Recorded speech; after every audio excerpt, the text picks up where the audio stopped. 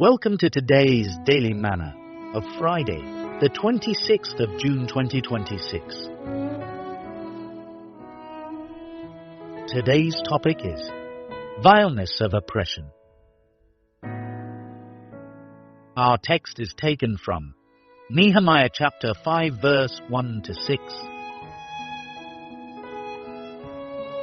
Verse 1. And there was a great cry of the people and of their wives against their brethren the Jews.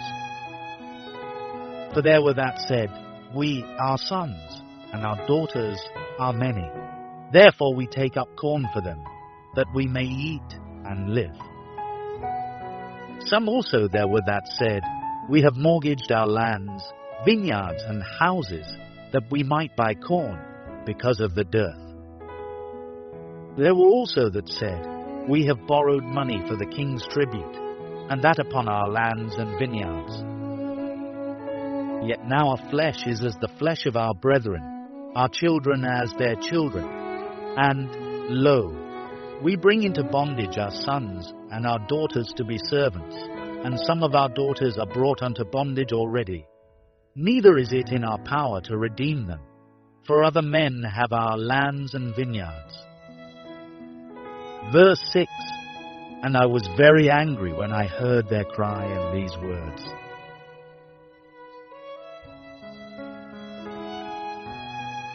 Key verse, Nehemiah chapter 5 verse 1.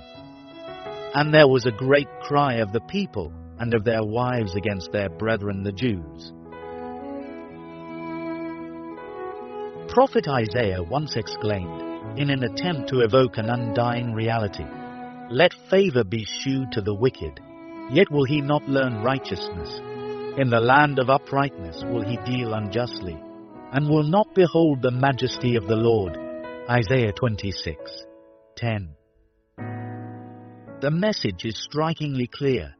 Except there is an inner gracious transformation, sinners and backsliders walk contrary to God, and that by choice. The reconstruction of the resettlers under Nehemiah had experienced tremendous progress, accompanied by hearty cooperation and synergy in the building project. Sadly, a wave of painful shock suddenly whirled around the team, but this time from within their own ranks. It was an internecine socio-economic crisis that borders on oppression, insensitivity, and flagrant disregard for the word of God on social relations among the Jews. The poor had a strong case against their rich brethren. Landowners saw their lands mortgaged to the rich in exchange for food for their families. Wealthy Jews exploited their brothers and sisters by loaning them money and taking their lands and their children as collateral. Jewish boys and girls had to choose between starvation and servitude. Usury was the order of the day. The oppressed wives and families cried out. It is clear that God has a special concern for the poor and will not hold anyone guiltless for taking advantage of them. Generosity, hospitality, and conscientious care must characterize a brotherhood. Even in business, our conduct and dealings must reflect the Bible's teaching of honesty and equity. Employers should pay full and fair wages just as they painstakingly refrain from oppression. Our personal Christian principles must include the avoidance of taking advantage of vulnerable, economically disadvantaged brethren in the church. Usury amongst the brethren must be avoided like a plague. Hospitality, fairness, and love without dissimulation must be our watchword.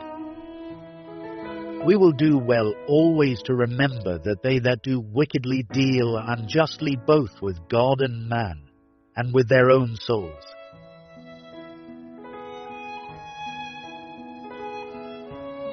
Thought for the day.